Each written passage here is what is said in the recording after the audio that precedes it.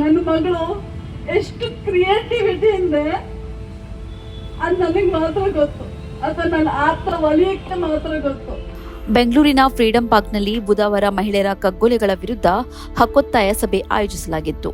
ರಾಜ್ಯದಲ್ಲಿ ಇತ್ತೀಚೆಗೆ ಯುವತಿಯರು ಹಾಗೂ ಮಹಿಳೆಯರ ಮೇಲೆ ನಡೆಯುತ್ತಿರುವ ದೌರ್ಜನ್ಯ ಹಾಗೂ ಕೊಲೆಗಳನ್ನು ವಿರೋಧಿಸಿ ಈ ಹಕ್ಕೊತ್ತಾಯ ಸಭೆಯನ್ನು ಆಯೋಜಿಸಲಾಗಿತ್ತು. ಈ ಸಭೆಯಲ್ಲಿ ನಾವೆದ್ದು ನಿಲ್ಲದಿದ್ದರೆ ಸಂಘಟನೆ, ಮಹಿಳಾ ಮುನ್ನಡೆ, ಜನವಾದಿ ಮಹಿಳಾ ಸಂಘಟನೆ, ಎದ್ದೇಳು ಕರ್ನಾಟಕ ಹಾಗೂ ತಮಟೆ ಸಂಘಟನೆಗಳ ಸದಸ್ಯರು ಭಾಗವಹಿಸಿದ್ದರು. ಮೌನ ಮುರಿಯದಿದ್ದರೆ ಈ ದಮನ ನಿಲ್ಲದು ಎನ್ನುವ ಘೋಷವಾಕ್ಯದೊಂದಿಗೆ ಸಭೆ ನಡೆಯಿತು. ನಮ್ಮ ಹಕ್ಕು ನಮ್ಮ ಹಕ್ಕು ನಮ್ಮ ಹಕ್ಕು ನಮ್ಮ ಅಂತ ಕಾನೂನ ತಿದ್ದುಪಡಿ ಮಾಡಬೇಕು, ಇವನಿಗೆ ಶಿಕ್ಷೆ ಕೊಡೋದ್ರ ಮೂಲಕನೇ ತಿದ್ದುಪಡಿ ಆಗ್ಬೇಕು ಅಂತ ನಾನು ಎಲ್ಲರ ಹತ್ರನೂ ಕೇಳ್ಕೊಳ್ತಾ ಇದ್ದೀನಿ. ನನ್ನ ಮಗಳು ಎಷ್ಟು ಕ್ರಿಯೇಟಿವಿಟಿಯಿಂದ ಅದು ನನಗೆ ಮಾತ್ರ ಗೊತ್ತು, ಅಥವಾ ನನ್ನ ಆತ್ರ ವಲಯಕ್ಕೆ ಮಾತ್ರ ಗೊತ್ತು. ನನ್ನ ಮನೆ ಫ್ರೆಂಡ್ಸ್ಗಳು ಬರ್ತಿದ್ರು, ಎಲ್ಲ ಬಂದ್ರು. ಅದ್ಭುತವಾಗಿ ಮಕ್ಕಳನ್ನ ಸಾಕಿದ್ಯಾ, ಒಬ್ಬ ಸಿಂಗಲ್ ಪೇರೆಂಟ್ ಆಗಿ ಅದ್ಭುತವಾಗಿ ಸಾಕಿದ್ಯಾ. ಎಲ್ಲಾ ತರದ ನಾಲೆಡ್ಜ್ ಇತ್ತು. ಅವಳು ವುಮೆನ್ಸ್ ಡೇಗೆ, ಪ್ರತಿ ವುಮೆನ್ಸ್ ಡೇಗೆ ಒಂದು ಸ್ಟೇಟ್ಮೆಂಟ್ ನ ಮಾಡಿ ಇಡೀ ಕಾಲೇಜಿಗೆ ಕಳಿಸ್ತಾ ಇದ್ದು. ಧೈರ್ಯದಿಂದ ಬೆಳೆಸಿ ಅಂತ ನಾನೇ ಎಷ್ಟೋ ಭಾಷಣಗಳು ಹೇಳಿದೆ. ಇವತ್ತು ನನ್ನ ಮಗಳು ನಾನು ಧೈರ್ಯದಿಂದ ಬೆಳೆಸಿದ್ದೀನಿ. ಇವತ್ತು ನನ್ನ ಮಗಳು ಹತ್ಯೆ ಮಾಡಿದ್ದಾರೆ. ಅಂತ ಕೊಲೆಗಡಕನ್ನ, ಅಂತ ಕುಟುಂಬದವನ್ನ ನಾನು ಇವತ್ತು ಬಹಿರಂಗವಾಗಿ ಅವ್ರ ಹೆಸರು ಹೇಳಂಗಿಲ್ಲ ಅಂತ ಕಾನೂನು ತಡೆಯುತ್ತೆ.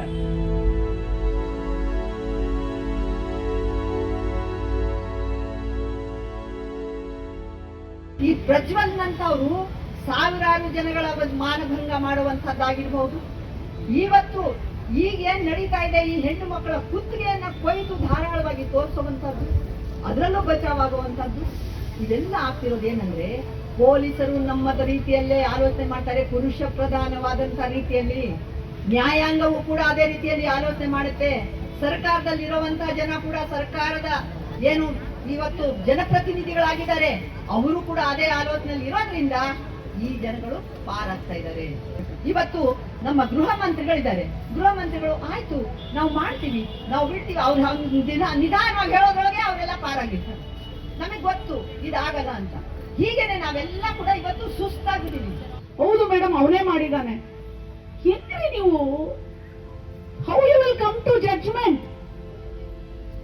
ನೀವು ಲೋಕಲ್ ಪೊಲೀಸ್ ಸ್ಟೇಷನ್ ಅಲ್ಲಿ ಒಂದು ಹೆಣ್ಣು ಮಗಳು ಹೋಗ್ತಾಳೆ, ಅತ್ಯಾಚಾರ ಆಗಿರುತ್ತೆ, ನೀವ್ ಹೆಂಗ್ ಬಿಹೇವ್ ಮಾಡ್ತೀರಾ ರೀ? ಲೋಕಲ್ ಪೊಲೀಸ್ ಸ್ಟೇಷನ್ ಅಲ್ಲಿ ಕರೆಕ್ಟ್ ಆಗಿ ಹೋಗುವಂತ ಹೆಣ್ಣು ಮಗಳಿಗೆ ಸ್ಪಂದಿಸಿದ್ರೆ, ಅವಾಗಿಂದ ಅವಾಗ್ಲೇ ಆಕ್ಷನ್ ತಗೊಂಡ್ರೆ ಖಂಡಿತ ಮುಕ್ಕಾಲು ಭಾಗ ಕ್ರೈಮ್ಸ್ ಹೆಣ್ಣು ಮಕ್ಕಳ ಮೇಲೆ ಕಡಿಮೆ ಆಗುತ್ತೆ. ಯಾಕೆ ಆಗ್ತಾ ಇಲ್ಲ? ಸರ್ಕಾರ ಮಾತಾಡಬೇಕು.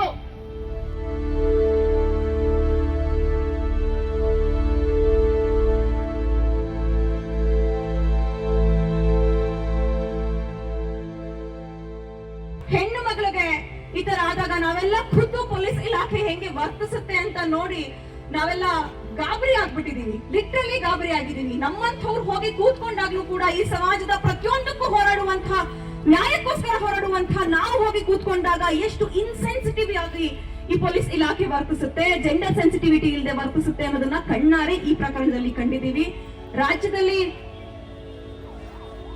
ರಾಜ್ಯದಲ್ಲಿ ಈಗಾಗಲೇ ನಾಗಲಕ್ಷ್ಮಿ ಚೌಧರಿ ಅವರು ಹೇಳಿದ ಹಾಗೆ 400ಕ್ಕಿಂತ ಹೆಚ್ಚು ಕೊಲೆಗಳು ಕಳೆದ 4 ತಿಂಗಳಲ್ಲಾಗಿದೆ. 190 ರೇಪ್ಗಳಾಗಿದ್ದಾವೆ. ಕ್ರಮಗಳನ್ನ ತೆಗೆದುಕೊಳ್ಬೇಕು, ಪಾಲಿಸಿಗಳನ್ನ ಮಾಡಬೇಕು. ಇದ್ರ ಬಗ್ಗೆ ದಯವಿಟ್ಟು ಸರ್ಕಾರ ಗಮನ ಹರಿಸಬೇಕು. ಸೆಲೆಬ್ರಿಟಿಗಳದಾದಾಗ ಒಂಥರದ ನೀತಿ, ಜನಸಾಮಾನ್ಯರದ್ದಾದಾಗ ಒಂಥರ ನೀತಿ ದಯವಿಟ್ಟು ನೋಡ್ಬೇಡಿ. ಎಲ್ಲರ ಪ್ರಾಣಕ್ಕೂ ಎಲ್ಲರ ತಾಯಂದ್ರ ನೋವು ಒಂದೇ. ತಾಯಂದ್ರ ನೋವನ್ನ ಬೇರೆ ಬೇರೆ ಅಳತೆಗೋಲಲ್ಲಿ ಹಾಕೋದಕ್ಕೆ ಸಾಧ್ಯನೇ ಇಲ್ಲ.